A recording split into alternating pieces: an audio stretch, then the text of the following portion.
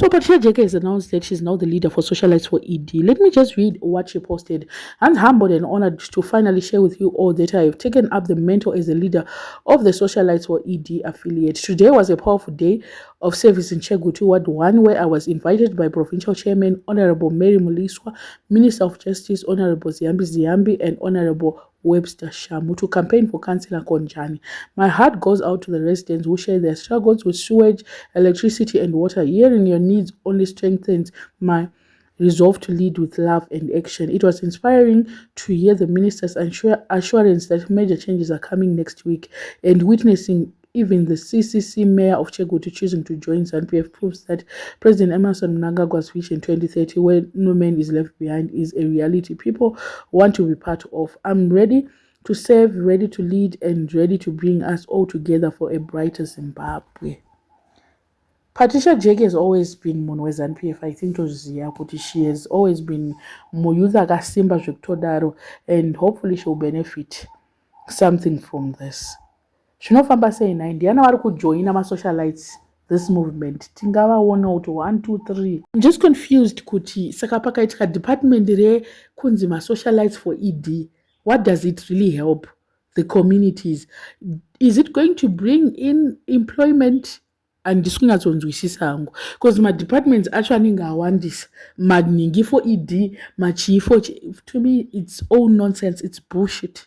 Hakuna nyika yatikambonzwa isusu kunzi zvoni vanhu vanonzi hanzi socialites for Trump, socialites for anonzani wekusouth Africa iye Ramaphosa, socialites for Ramaphosa, musicians for rubbish, bullshit man. What is this?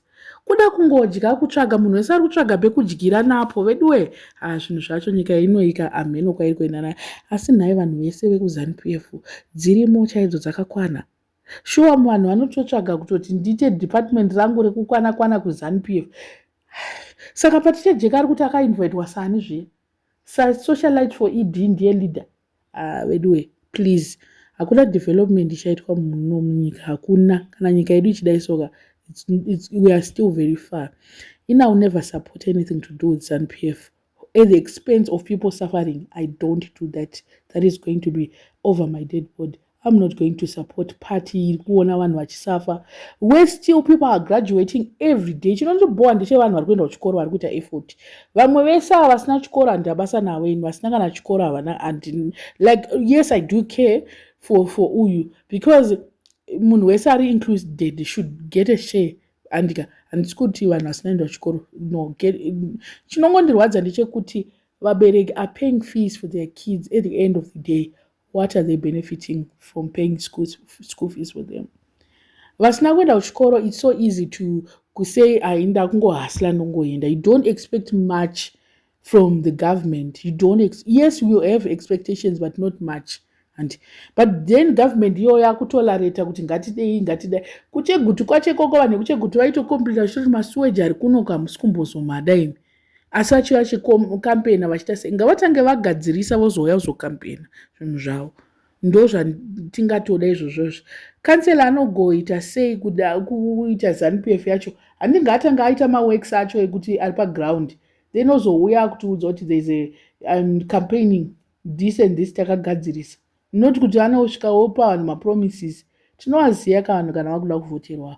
And then masocialites, we just want to see you if you are going to join this band, if you are going to join Patricia Jeke in this socialites for ED. And masocialites acho akawanda haamo muno muZimbabwe. Ndo the most thing chiripo. Havamo vakanotsvaga raramo kunze kwenyika. Vakazara kuJonuko, vakazara kuBotswana, vakazara kuUK nemaCOS. Saka waunoitira socialite for ED ndiani nai Patricia Jeke chimbondiudza kuti ndiani wauchaitira socialite for ED? Zvichigobenefita ani? Zvichigoita sei kuita socialite for ED kwacho? Tisatingofollowa kazvinhu zvisina basa rese, zvisina kana direction. Iyo ZANU-PF yacho soka. Haiwa shame, ndasarenda. Mwari dai atinzwawo pazvinhu pavanhu ava vasina kukwana kulidwa shuwa nemapenzi. Munhu wese angofunga kuda kungodya, anongofunga kungwefoma kake.